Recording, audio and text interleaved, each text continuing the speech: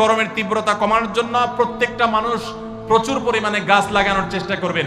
আপনারা জানেন যে আমাদের দেশে যেই পরিমাণ বনাঞ্চল থাকা দরকার, এগুলা নানান সময়ে কলকারখানার নামে, এগুলা নানান সময়ে নানা নামে নিধন করা হয়। আমরা নিজেরাও প্রয়োজনে অপ্রয়োজনে নিধন করি। ইসলাম সাদকায়ে জারিয়া হিসাবে গাছ লাগাইতে আমাদেরকে উৎসাহিত করেছে। মসজিদ বানানো যেরকম সওয়াবের কাজ, মাদ্রাসা বানানো যেরকম সাদকা জারিয়ার কাজ, গাছ লাগানো কিন্তু একটা সাদকা জারিয়ার কাজ।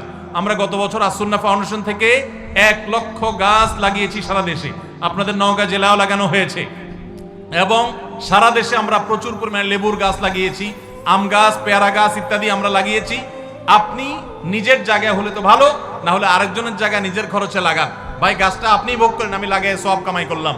এই গাছ বড় হবে, ছায়া দিবে, এক সময় গরমের তীব্রতা একটু হলেও কমতে সাহায্য করবে। এর মাধ্যমে আপনি আল্লাহর কাছে সওয়াব পেয়ে যাবেন। বিধায় গরমের তীব্রতায় ইমানদার সে আল্লাহ তাআলার কাছে সবর করবে এবং এই ধরনের সওয়াবের কাজ করবে, জাহান্নাম থেকে পানা চাইবে।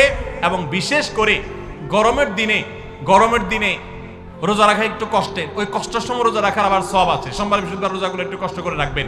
এবং সাধারণত গরমের সময় দিন অনেক বড় হয়, রাত অনেক ছোট হয়, তো এই জন্য এশার পর তাড়াতাড়ি শুয়ে গেলে ফজর নামাজ পড়াটা সহজ হবে। আল্লাহ তাআলা আমাদের সকলকে গ্রীষ্মকালীন যে আমলগুলো আছে সেগুলো গুরুত্বের সাথে পালন করার তৌফিক দান করুন।